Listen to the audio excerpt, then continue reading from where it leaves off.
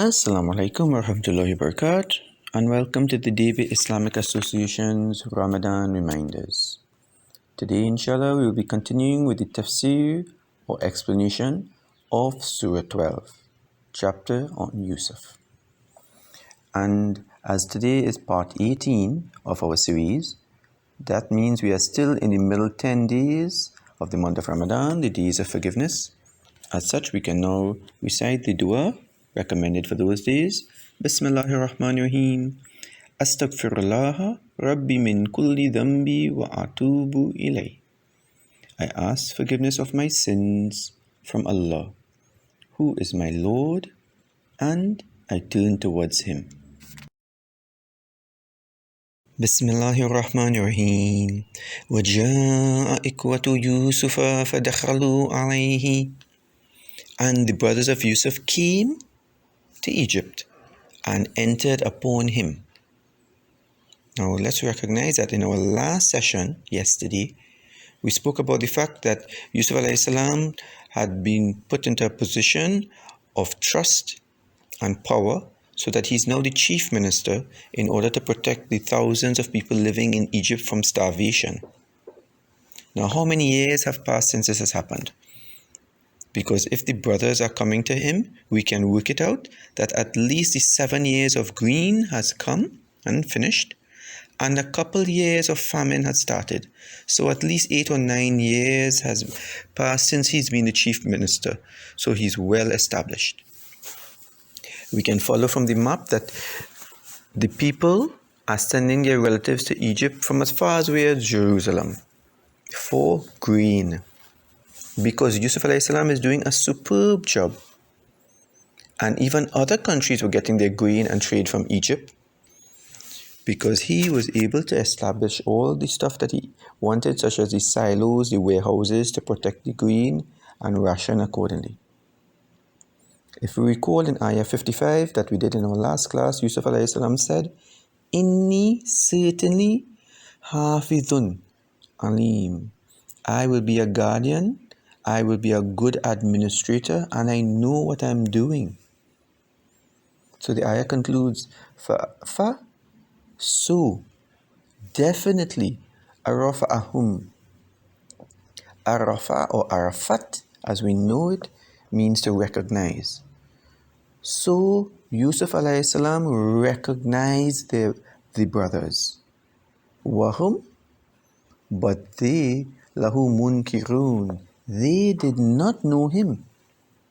And this is an answer to Allah's promise to him in the well, which happened in Ayah 15, decades ago, when he was a young boy.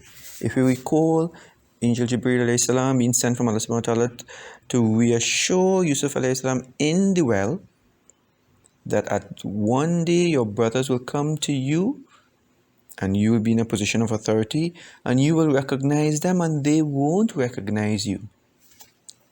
Because as a little boy and now he's a fully grown adult, he does not look like what they recall. So his features and stuff has filled out and he's now more mature and they can't recognize him. وَلَمَّا جَهَّزَهُمْ بِجَهَازِهِمْ. And when he, Yusuf alayhi salam, had furnished them with their supplies. Remember that when they traveled from Jerusalem and they came there, this is a city that is being rationed, that there's difficulty, there's lack of food. And they came to trade in order to get grain. So they would have had to be brought to the person who was in charge of the agriculture and the rationing. And that would have been the Aziz, which is Yusuf alayhi salam. So he had supplied them with what they needed. Qala. Then Yusuf alayhi salam said, Qala atuni bi akillakum min abikum. So he's asking them, bring to me a brother of yours from your father. Remember that they stayed in Egypt for a few days and he had treated them honorably and very generously. أَلَا تَرَوْنَ أَنِّي أُونِي الْكَيْلَ. Do you not see that I have given you full measure? Meaning that whatever they had asked for, he had given them all of the grain that they required. وَأَنَا خَيْرُ الْمُنْزِلِينَ. And that I am the best of hosts. That he was so generous with them for what they required. Then he gives them a warning.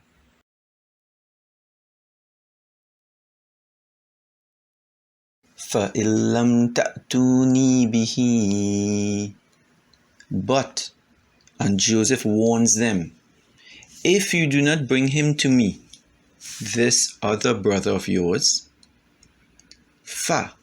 then لَا كَيْلَ لَكُمْ إِنْدِي. Then I will not fulfill any contract with you. We will not have any business arrangement. You will not be able to buy any more food or any measure, so that your family will suffer lots of hunger. وَلَا تَقْرَبُونَ. And I will not allow my guards to let you come even near to me, to even be able to beg or ask for this. So just as he had treated them very nicely before, he's asking for this one thing, that they bring their brother with them when they come next time. And if they don't, he has warned them.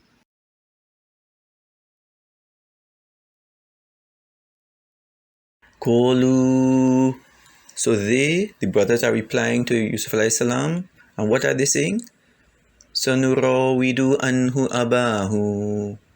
We will go home and try to get permission from our father for him. Wa inna fa'ilun. And indeed, we surely will. So they're saying that they will go home and coax their father. And they remembered from a long time ago that they were able to convince him once before to send a younger brother of theirs, Yusuf alayhi salam, with them. So their confidence built that, they will be able, that's so many years ago, that they will be able to convince their father to do it. They surely will. لَفَاعِلُونَ. وَقَالَ لِفِتْيَانِهِ. And he, Yusuf alayhi salam, was speaking to his servants, because the brothers had completed their purchase and the servants were loading the camels with the grains. And what did he tell the servants to do? Ij'alu bidha'atahum fi rijalihim.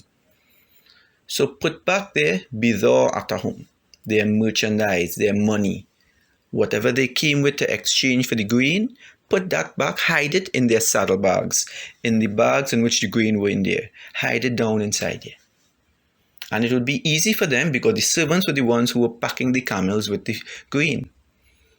لَعَلَّهُمْ يَعْرِفُونَهَا إِذَا انْقَلَبُوا إِلَىٰ أَهْلِهِمْ. So that they may يَعْرِفُونَهَا, so that they may recognize or realize when they go back home to their people. Right? So when they go home and they find this now and they open their thing, they'll get back their money.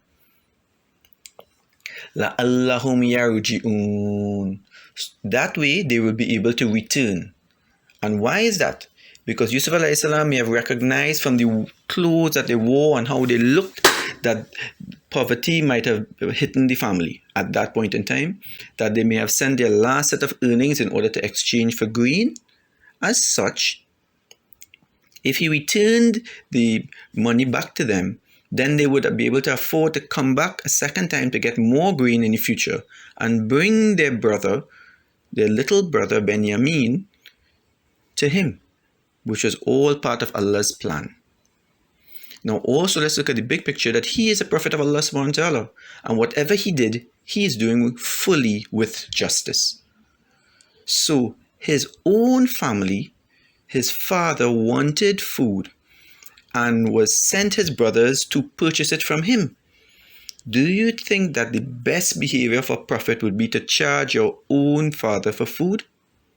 So that may have been one of the reasons why he returned the money or the merchandise. فَلَمَّا رَجَعُوا إِلَىٰ أَبِيهِمْ. So when they returned to their father, making this arduous trip back from Misra, Egypt, back to Jerusalem, carrying with them the camels with all the grain that they received from their brother Yusuf alayhi salam. Qalu ya abana. So they came and they said, O our father, muni'a minna al-khaylu. We will not get any more measure. We will not be able to trade any more, to get any more food, because we were given a stipulation from the Aziz. And what was that? فَأَرْسِلْ مَعَنَا أَخُونَا نَقْتَلْ. So send with us our brother so that we can get his measure as well. Because the ration was 1 camel load full of grain for each individual. So when they came back, they brought 10 camel loads because there were 10 brothers. And they're asking their father, one, we were given this stipulation, right, that we can't get any more unless we bring our next brother with us, the little one, Benjamin, but also, not just that, that we will get an 11th camel load of grain to bring back. Now, this is a very difficult situation they've put their father Yaqub alayhi salam in, because he still remembers losing his son many decades before to them. And that there too he was put into a difficult situation. And how does the ayah conclude? By the brothers saying, Wa inna lahu lahafidun. Wa inna, and certainly, definitely. So they're emphasizing here.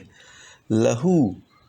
La is another emphasis. So they're emphasizing twice. La hafidun. So there's another la. So inna, la, la. There's a triple emphasis in this statement. And what they're saying? And indeed, certainly, we will surely be his guardians, his well-wishers. This was the exact phrase they used many decades before in Ayah 12. وَإِنَّا لَهُ لَحَافِظُونَ, the exact words. And remember, this was the perfect argument, because in chapter 15 verse 9, Allah subhanahu wa ta'ala used these words to state that he will surely be the guardian of the Quran. As we come to the end of part 18, tomorrow inshallah we will be discussing ayah 64 to 69. And we will recite the dua now. Bismillahir Rahmanir Rahim. Rabbana taqabbal minna innaka antas sami'ul alim. O Lord, accept this service from us, for indeed you are all hearing, all knowing. Assalamu alaikum wa rahmatullahi wa barakatuh.